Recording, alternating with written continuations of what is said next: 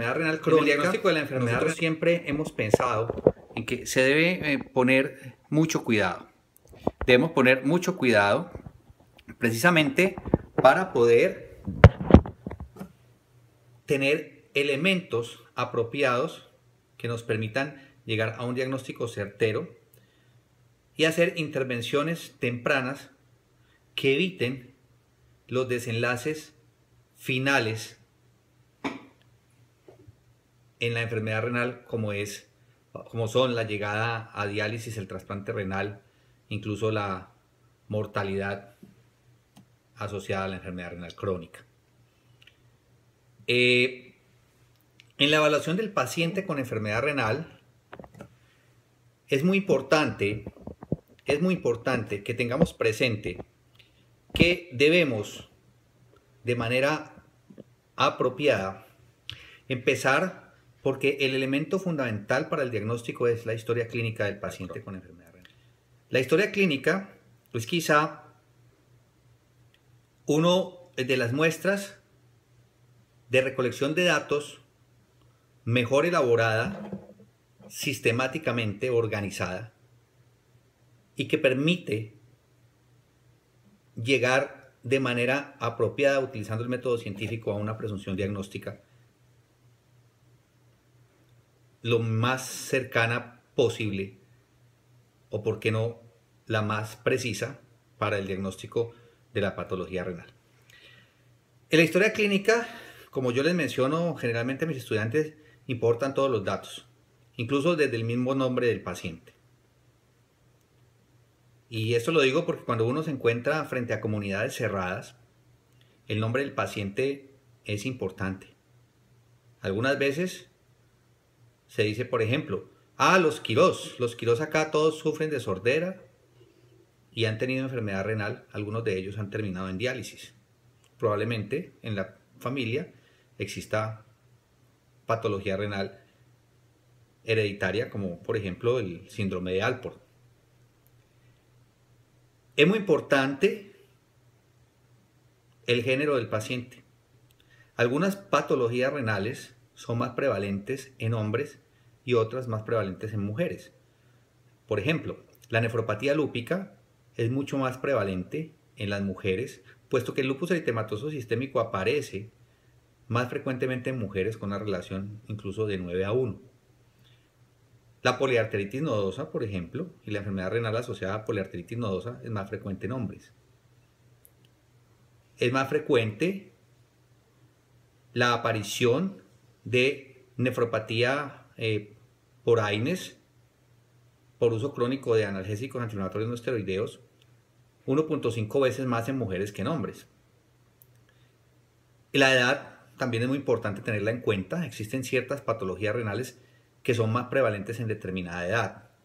El síndrome nefrótico de cambios mínimos es propio de la infancia, específicamente en la edad escolar. La glomerulonefritis post-estreptocóxica es casi patrimonio de los jóvenes en edad escolar.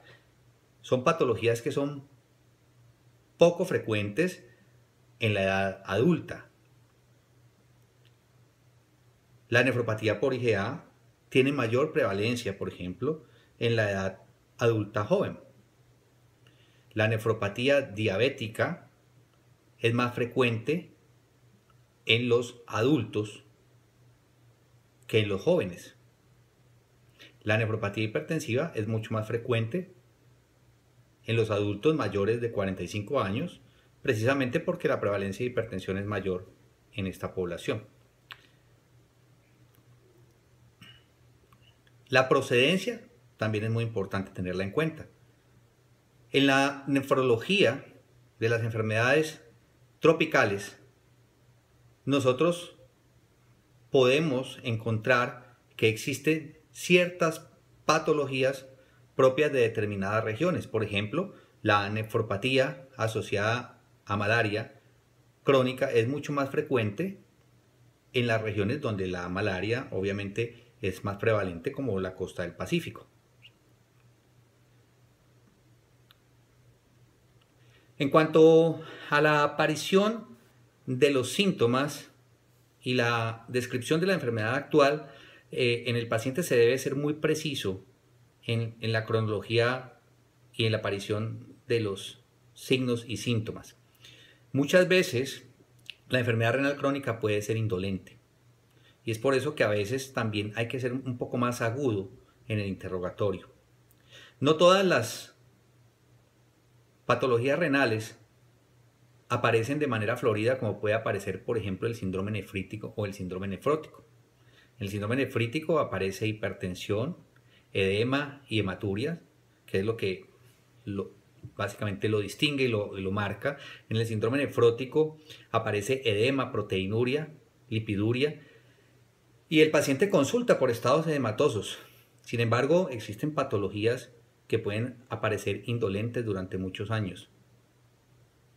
Por ejemplo, la hematuria persistente asociada a glomerulonefritis proliferativas del mesangio, a nefropatía por IgA, pueden aparecer de manera indolente o aparecer desapercibidas durante muchos años. El paciente con síntomas urémicos, siempre que no aparezca de manera abrupta en el contexto de una falla renal aguda, pueden ir apareciendo paulatinamente durante meses o años. Y los síntomas urémicos que nosotros conocemos como los floridos síntomas urémicos asociados a náuseas, vómito, temblor de reposo, asterixis, frote pericárdico, que se puede manifestar clínicamente en la enfermedad actual como dolor pericárdico, dolor pleurítico, a veces no son tan frecuentes. Hoy en día con la aparición temprana, la llegada temprana de las terapias de reemplazo renal, los síntomas urémicos no aparecen tempranamente.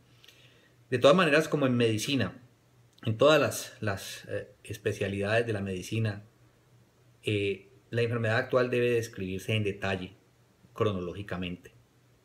Y la aparición de los signos y síntomas también deben describirse. Es muy importante interrogar al paciente sobre los trastornos de la micción, sobre las características de la orina, sobre si hace espuma o no, sobre si tiene poliuria, si tiene polaquiuria, si presenta nicturia, que nos puede sugerir patología renal.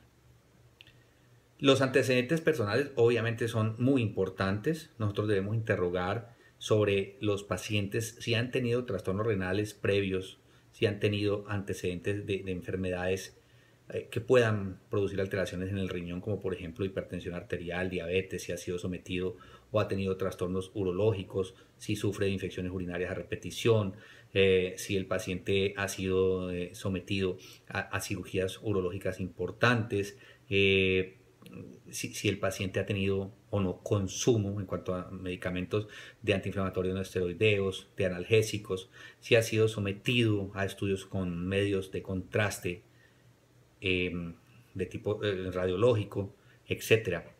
Es muy importante ahondar sobre los antecedentes previos. A veces sucede que nosotros podemos tener pacientes que han tenido en la infancia episodios edematosos y han pasado desapercibidos o no han consultado, y 10, 15 años después nos llegan a la consulta estos pacientes con enfermedad renal crónica, en donde muchas veces hay muy poco que hacer por ellos. Con respecto a los antecedentes familiares también es muy importante. Existen patologías definitivamente que se heredan. La diabetes mellitus tipo 2 tiene una carga importante hereditaria. La hipertensión arterial, el riñón poliquístico del adulto, la enfermedad de Alport, los antecedentes previos de otras patologías menos frecuentes, menos prevalentes en nuestra población, como la enfermedad de Fabry, antecedentes de enfermedad renal de causa desconocida que nos puede orientar, por ejemplo, hacia la aparición de un síndrome hemolítico urémico atípico, etc. Muy importante interrogar sobre los antecedentes familiares. Los antecedentes laborales también son muy importantes. Existe nefropatía asociada, por ejemplo, al contacto con pesticidas y fumigantes, al contacto con hidrocarburos. Existe nefropatía asociada al uso de derivados del mercurio en los mineros, en los odontólogos, sobre todo en los odontólogos de mayor edad que utilizaban amalgama en donde tenían que estar expuestos al mercurio. es importante que tengamos todos estos antecedentes presentes en el interrogatorio.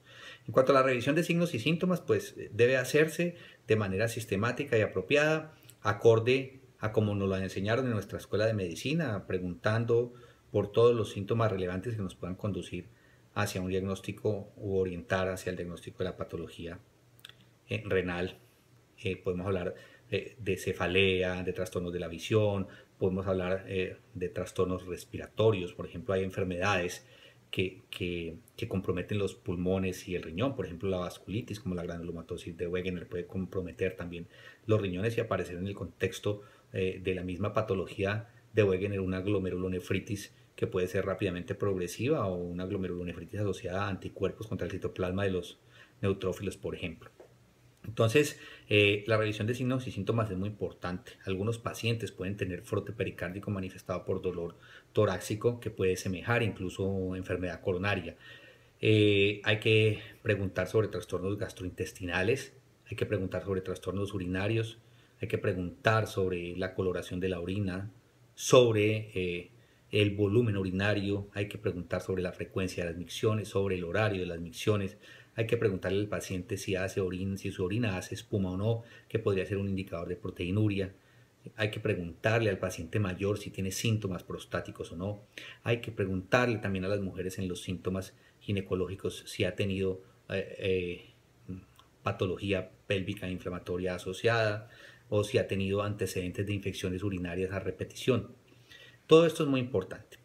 Una vez nosotros hacemos un buen interrogatorio, pues pasamos al examen físico. En el examen físico, sin lugar a dudas, es muy importante examinar todo. Examinar la piel, las mucosas, la piel en búsqueda de lesiones vasculíticas que nos puedan orientar hacia el diagnóstico de la patología que estamos investigando. Las lesiones en las mucosas también es importante.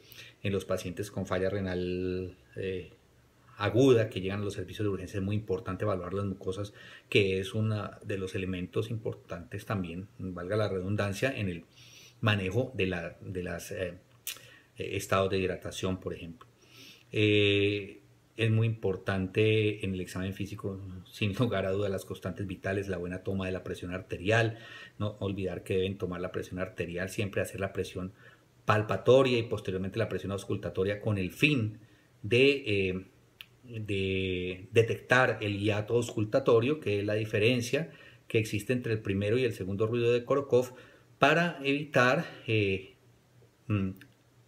anotar presiones sistólicas falsamente bajas.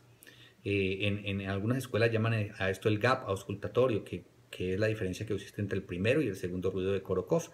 Si nosotros no tomamos la presión arterial palpatoria inicialmente, probablemente cuando auscultemos y hay un gap auscultatorio importante, estaremos registrando del segundo ruido de Korokov en adelante una presión sistólica falsamente baja. Acuérdense de tomar la presión arterial siempre en las dos extremidades superiores, en la arteria braquial preferiblemente. Acuérdense de siempre tener en cuenta las diferencias de presión arterial entre uno y otro brazo, no debe ser mayor de 10 milímetros de mercurio. Ojalá puedan hacer la medición de la presión arterial en 3 posiciones, acostado, sentado y de pie. Examinen bien el tórax del paciente, ausculten bien, ausculten su corazón buscando ruidos anormales, frote pericárdico, ausculten el abdomen buscando también soplos abdominales que pueden ser sugestivos de enfermedad de las arterias renales. Examinen muy bien el aparato genitourinario, examinen las extremidades buscando edemas, sobre todo edemas importantes que dejan fobia. Generalmente los edemas renales dejan fobia. Usualmente son edemas que se llaman de tipo vesperal. El paciente, por estar durante la noche acostado en posición de decúbito, aparece sin edemas y por la noche aparece con algunos estados edematosos. Bueno, después de haber hecho un buen examen físico, nosotros podemos plantear un diagnóstico clínico o una impresión diagnóstica. Generalmente le aconsejamos a los pacientes que tengan varias posibilidades diagnósticas dentro del contexto de lo que han interrogado, y posteriormente pues es importante que se pase a pedir las pruebas de y exámenes de laboratorio.